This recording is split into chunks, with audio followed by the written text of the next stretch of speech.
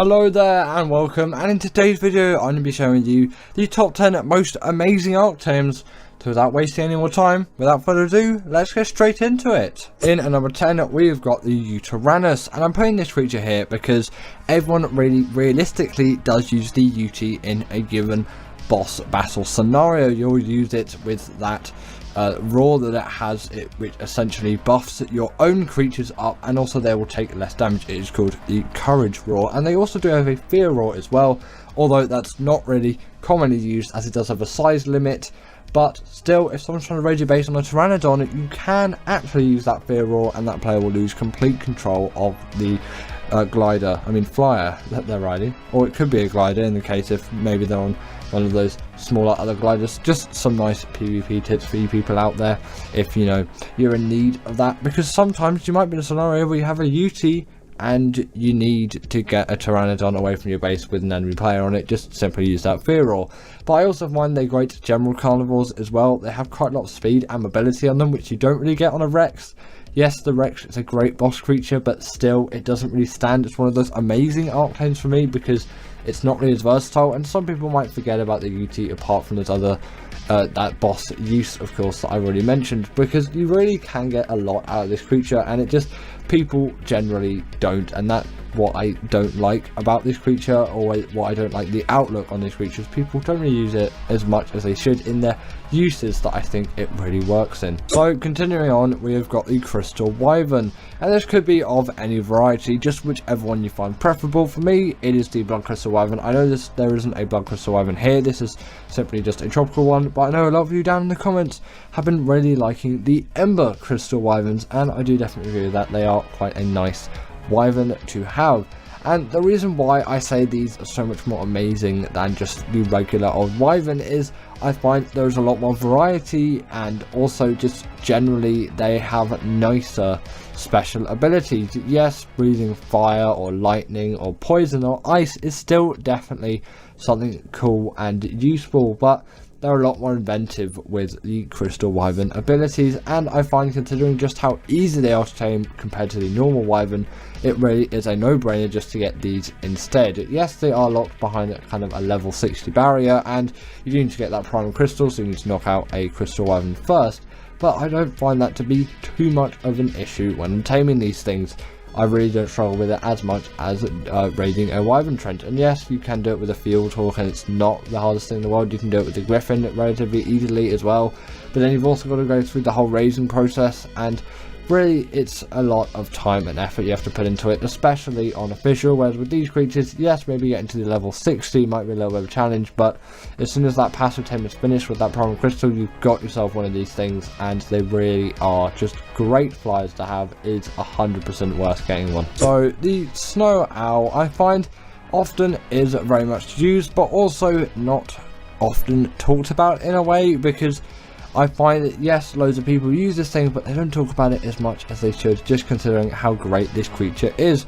As some might say, well, there's just simply better creatures out there, and I will agree, it's not the cream of the crop, it's not the best Ark creature out there, but it definitely is one of those most amazing ones in my opinion. But obviously, considering that we're only in the number 8 spot, there is still going to be a lot more to come with this creature. Namely, they do have the Dive Bomb ability, which you can also find on the Desmos and the Griffin, a terrific ability which I really do love, as it vastly increases the speed that a flyer can travel at, even if they're just general coasting in terms of their flying is not the fastest. If the RG had this ability, it would be absolutely insane. The RG is actually later on in the list, by the way, if you're wondering about that thing.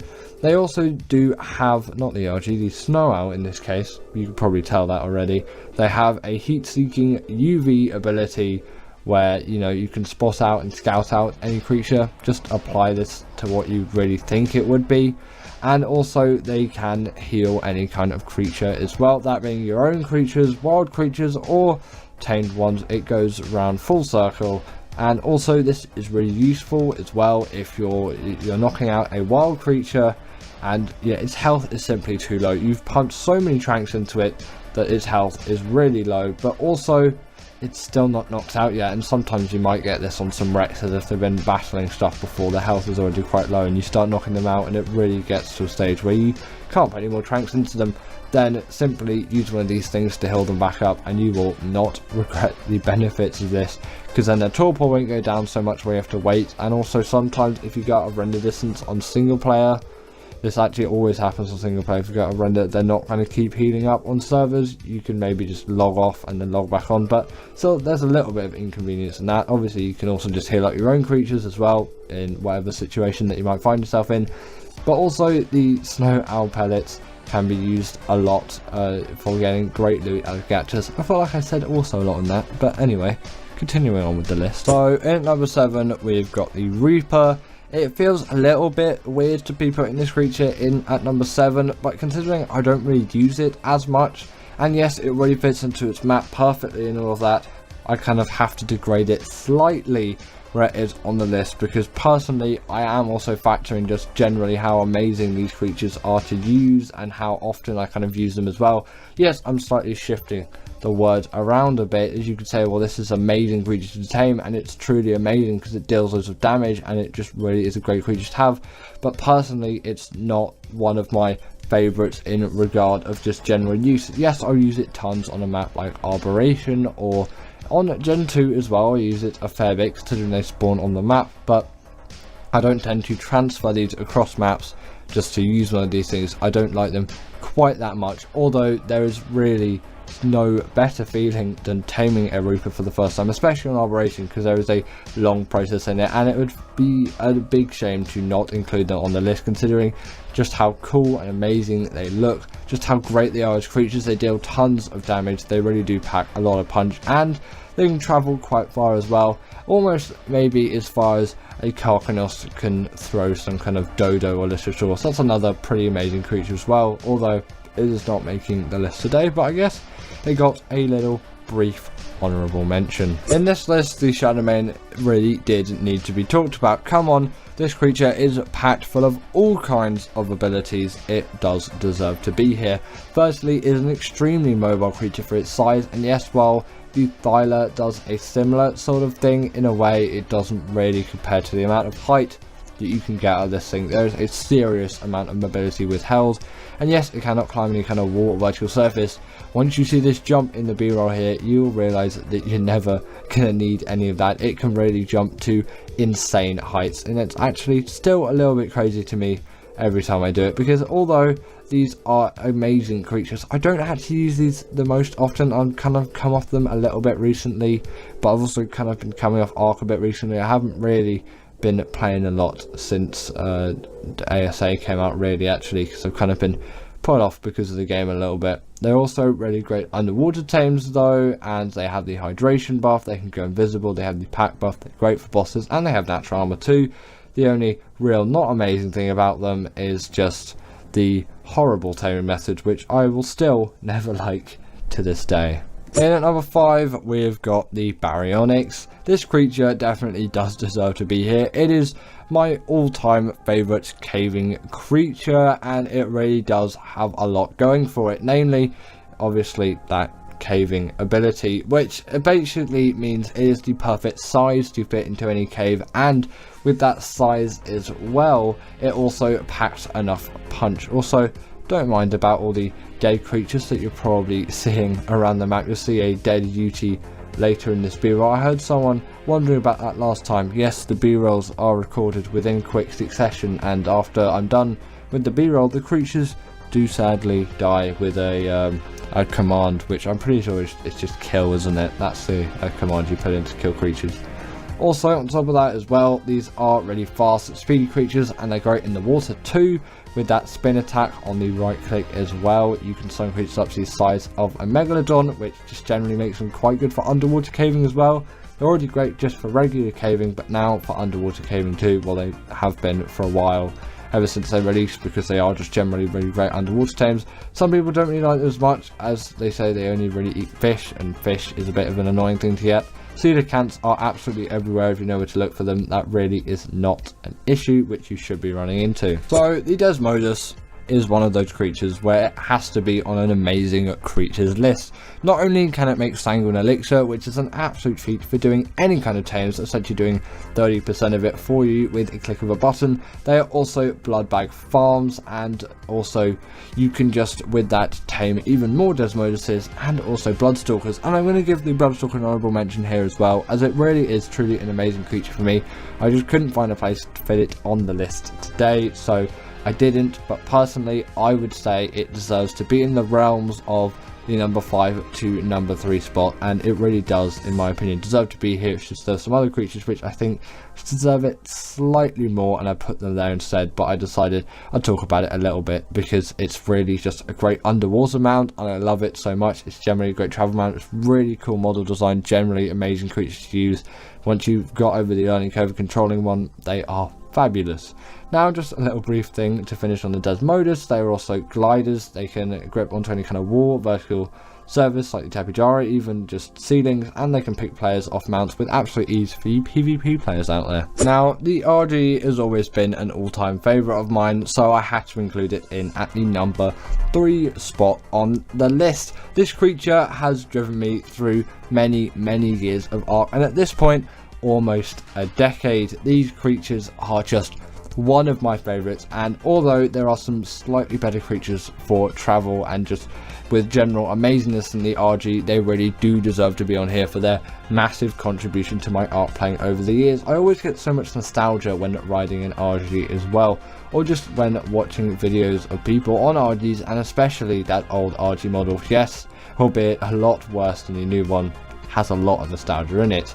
Either way, the RG is like the best metal carrier out there, having weight reduction on things like metal, crystal, and obsidian. I'm pretty sure it's 50%, although my numbers can be a little bit out to date sometimes because I'm not really playing a lot of Ark at the moment. Like I have said, ever since ASA came out, I've just been a little bit off put by Ark in general. But they can also pick up tons of creatures as well, which really does play to their benefit. You pair them with an Anki and a Dodic, you can get loads of metal, stone, crystal, obsidian, all of those resources which you really do need. They also have a smithy as a saddle, so if you've ever done some caving, which I like to do a lot, then you can just repair your armor if those pesky ass players have got it, or if any of your pikes or gear or swords or things like that have been broken, can easily repair them as long as you've got some metal ingots in the saddle of the RG, because I don't like to go back to my base just to repair some armor because I usually do caves in quick succession.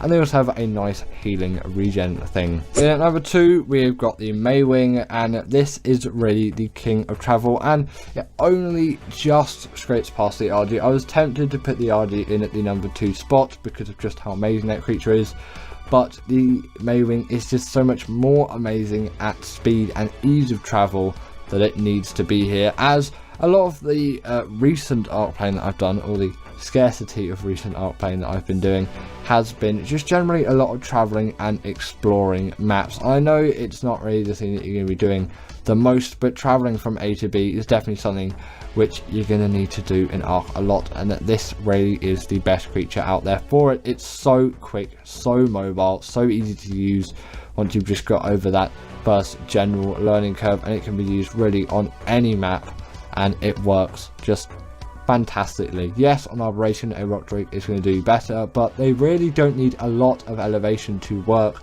like the rock drake does, which is obviously why they're much more of a favourite when it comes to travel. They can also skim across the top of the water, they're pretty good swimmers as well. They also are a portable feeding trough for you breeders out there, and they're not the worst berry gatherers too, so you've really got a lot of abilities in one.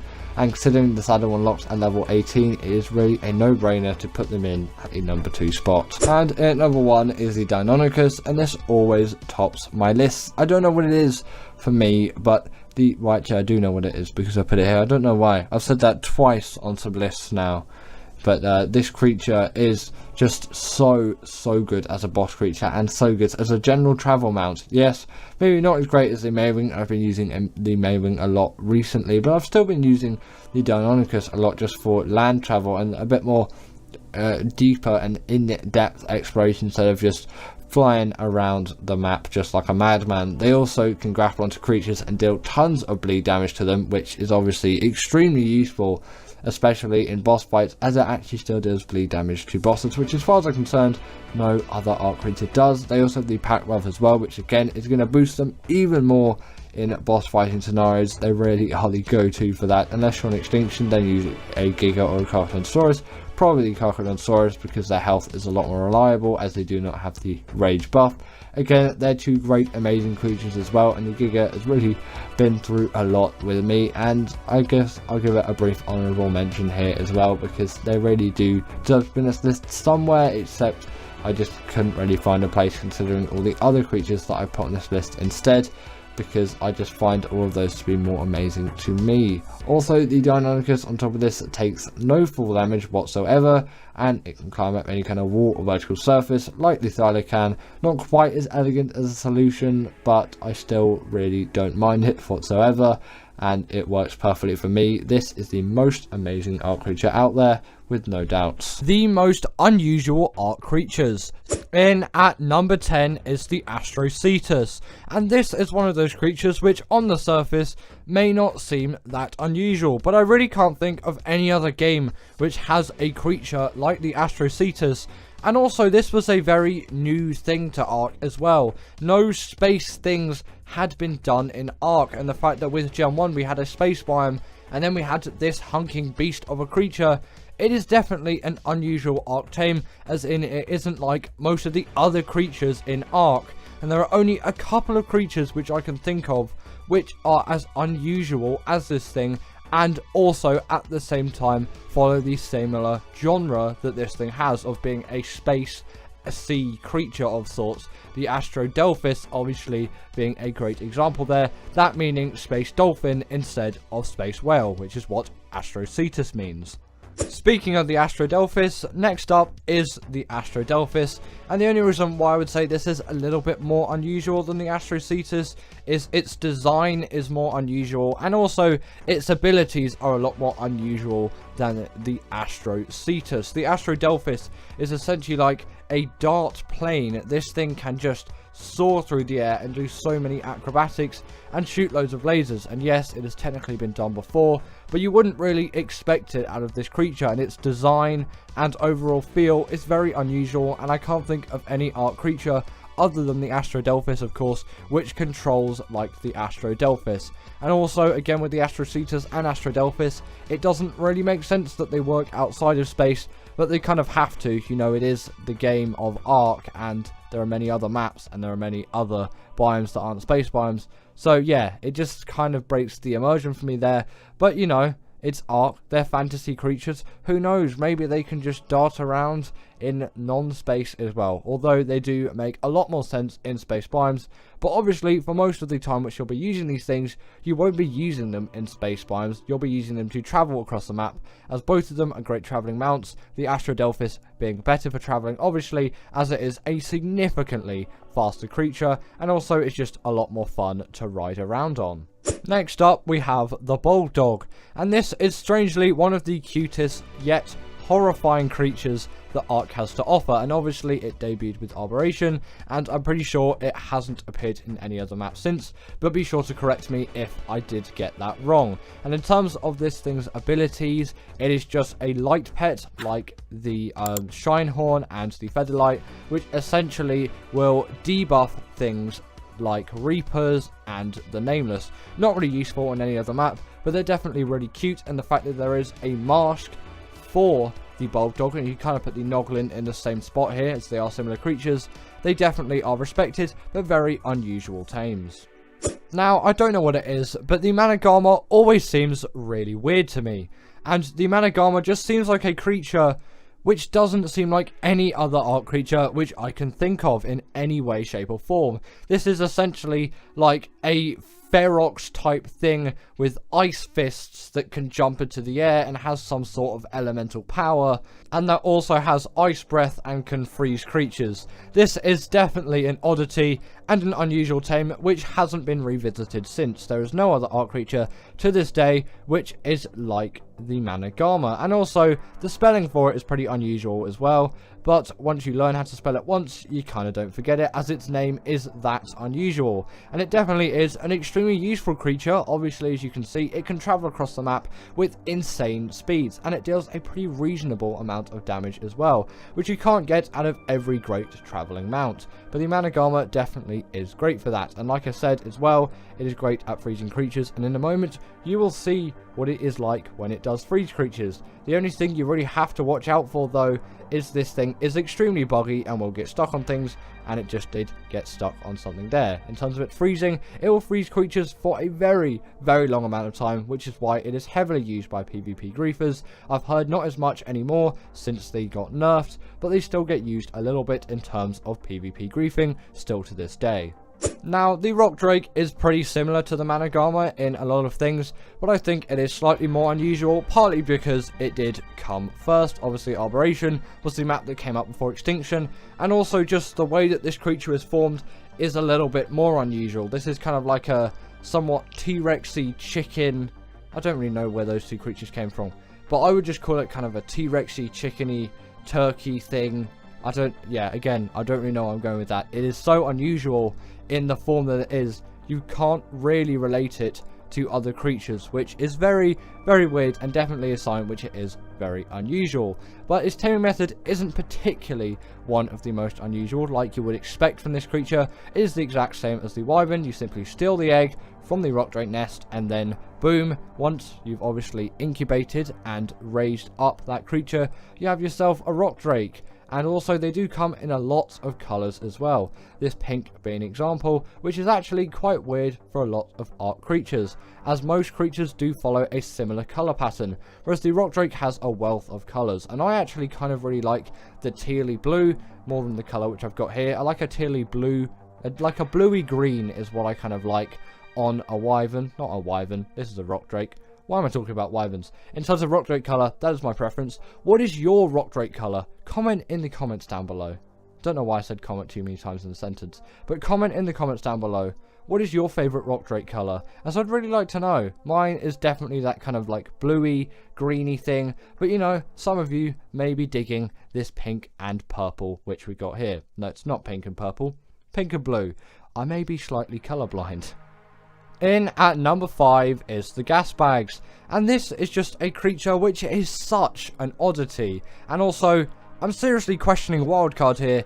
How did they come up with the idea for this? Or did we come up with the idea for this? Honestly, I don't know, but somehow this thing was created, and it's been in the game since Extinction, and I don't really get how it came around or how the idea came for it. It's literally a farting gas animal which flies on its own gas. It's a very, very weird premise, but actually a very cool creature which doesn't require a saddle. The saddle's only there if you have friends, unlike me, because I don't really have friends that I play Ark with, or friends in general, you know, living that life. But that saddle is there if you do have friends, unlike any YouTuber which you can really think of. Us YouTubers, yeah, we don't really get the friends. This is why we do YouTube, you know.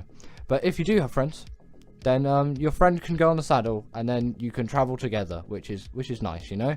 The Diplodocus has a significantly higher passenger count, but that's not on the list because that isn't a very interesting or unusual creature. Anyway, I should stop talking about the Diplodocus. What's actually good about the Gasbags? Well, on Extinction, this is actually one of the best creatures out there for gathering metal. Obviously, you still have the RG, and the Gasbags is significantly harder to control than the RG, but it is a lot cuter. And it's just, I like using the creatures which came on that map. And I'll always try to use the Gasbags, as long as I can control it at the time, to do some metal runs. And once you learn it, it is a really, really great creature for doing those metal runs. If you don't just get stuck in a trench with loads of Wyverns and get killed a couple of times. That happened because I forgot to enable creative mode, stupidly, for this B-roll. But, you know, editing, it looks like I did nothing wrong and I escaped perfectly. But there was multiple attempts in this, and then I flew too high, and I got up caught into the world border. I am definitely not a great pilot of the Gasbags. Also, if you find yourself like this, make sure to dismount just before you hit the ground. It will save you. Now, the Rhino Ganata, I think, came from us. It was from some kind of creature voting thing anyway, and we did vote for this creature to be in the game, and it is one of the more unusual ones. There isn't any other Ark creature which is really like this thing. And also, I know loads of people are saying Rhino Ganatas are rare, and I get that they're rare. On ASA at the moment, I've seen about 5 Rhino Ganatas in the swamp biome. Is there an overspawn of Rhino Ganatas on ASA? Wildcard, can you tell me please, if you're watching this video, because I've had way too many encounters with this thing. I've seen 1 Giga, and I've seen 5 Rhino Ganatas, and these things are generally a lot rarer than a Giga, as they only spawn in one specific biome, whereas Gigas can spawn on several places around the map. In terms of the Rhino Ganata's uses though, this thing is essentially just an upgraded Quetz, which is a lot faster and deals more damage. As unlike a Quetz, it will deal more damage. It is significantly harder to tame and uses the taming method, which the Reaper has, which I'll talk about because the Reaper is ahead on this list. Oh my god, spoilers. But either way, the Reaper is ahead on this list, so I'll talk about his taming method similarly there. But you can always check out my Rhino Ganata taming guide if you want to know fully, in detail, how to tame this thing. And you'll see brief b-roll of me actually taming it, because this is from the guide video. I was just a little bit lazy at the time, and I was just like, I'll take my guide video, and then I'll just chuck that into b-roll. Which is obviously why you're seeing me tame it here, and you're not seeing me tame every other Ark creature in all of the other b-rolls. But it is a very long and arduous taming process, which is extremely difficult and requires 2 Rhino Ganatas, not 1. You're going to need 2 of those things, and you're going to need pheromone, you're going to need to kill 1, and then yeah, there's so much. Just check out the tutorial. I really shouldn't talk about it more. The Rhino Ganata is just one of those creatures which is really unusual, and we voted for, and for some reason spawns way too much on ASA. Have no idea why, but it does. This is the Rhino Ganata. It's one of Ark's most unusual tames. The spoiler is here, with the Reaper being in at number 3, and the Reaper is a even more unusual tame than the Rhino Ganata, as obviously it came way before. The Rhino Ganata is the most recent creature which has been added to Ark, apart from the Astroetus. Don't know if that is in ASA at the moment, but I'm going to count that as the most recent Ark creature. Is that thing coming to Scorched Earth or the island? Either way, it might not be here yet, so don't take my word on that one. Not quite sure. That may be a Scorched Earth creature. Actually, thinking about it, that is a Scorched Earth creature. The Rhino Ganata was the one for the island. Yes, the Rhino Ganata is the latest creature of Ark at the moment. And the Reaper has obviously been in Ark for ages. It came out in Operation. That was way back in 2017. And this thing was such an oddity at the time, but it really fits into that map, and its taming method is one of the most unusual in the game. Essentially what you do is you'll get a Reaper Queen to a really low amount of health. You can use a trap for this, it will make it so much easier, and you can use light pets as well. Not for the other bit of the taming method though, as that won't work with a light pet. You can't have a light pet when this thing impregnates you when you go up to it after you put its health down. At least I'm pretty sure you can't. Don't anyway, as it may somewhat fail, as the Reapers really do not like light pets. But after you have been impregnated by the Reaper, obviously after you damaged it and the impregnation has occurred, you just get a ton of XP, and then boom, you have yourself a Reaper. In at number 2 is the Bloodstalker, and this is just essentially a spider with, I don't think 8 eyes, but it may have 8 eyes, or it may have 12. Honestly, comment down below how many eyes the Bloodstalker has, as right now I don't know. I'm sure I could look up an image, but I know one of you out there knows the answer to this. Well, obviously you can tell why the Bloodstalker is so unusual. No other Ark creature is really like this, and you could say the Aranio is another kind of spidery thing, but that is just kind of like a normal spider. The Bloodstalker is like a vampire, blood-sucking Spider-Man thing with an obscene amount of eyes. It may be 8, it may be 12, I'm not quite sure. Make sure to let me know. I want to know how many eyes the Bloodstalker has, as I'm really not sure, as I have not seen one up close and personal for a while. But also, this thing's taming method is very much an oddity. Like no other Ark creature, apart from the Desmos, obviously, off the top of my head, which I can think of, has the same taming method. You essentially get blood bags, which you'll need to syringe out of your body, or you can obviously use the Desmos to harvest them now, but originally you just had to use the blood syringe to get those, and then it will just eat those, and then you'll tame yourself a Bloodstalker, and you can feed it some creatures before to get 100% effectiveness. But honestly, I've never bothered with that, as I'm not going to do like insane things with this creature. Like, I'm not going to fight bosses with the Bloodstalker. I just want a good one. And obviously for missions, you're not even going to need a Bloodstalker, but it is good to get one, obviously, so you can get to those missions, so you can get all of those hexagons. But before you get a Bloodstalker, you should definitely go to the Bogrish missions to practice. And finally, in at number 1 is the Volonosaur. And the reason why I have put this thing in at number 1 isn't because it has the weirdest taming method or anything along those lines. It is just, there has never been any kind of creature like the Volonosaur apart from the Volonosaur. I can think of no other Ark creature like this tame. And albeit, yes, it does have one of the simplest taming methods out of all of the creatures on the list. It is just a very simple knockout tame. No other Ark creature compares to this thing in terms of what it is. This thing, again, is just a moving turret, and there's no other creature which does this like the Volonosaur. And sadly, the damage of the turrets doesn't scale with melee, but obviously you can keep leveling up that stamina to shoot even more turrets out. And obviously I wouldn't recommend it in this close of a proximity, but it is definitely an extremely useful thing, which when you ride this thing you will use a lot. But it also just have your general just attack, hack and slash, and it also can shake spines off of it as well. And also, I think when you look at it head on when it's shooting turrets, it's a little bit creepy. That animation, just to me, is a little bit on the creepy side. So thank you to my wonderful patrons, Katerina Puchkova, Karina Thorne, Dominic Masijewski, and Ethan Tapia, who have all supported me through Patreon or through YouTube memberships. If you want to join this list, then go join Patreon or YouTube members, but thanks to all of these guys.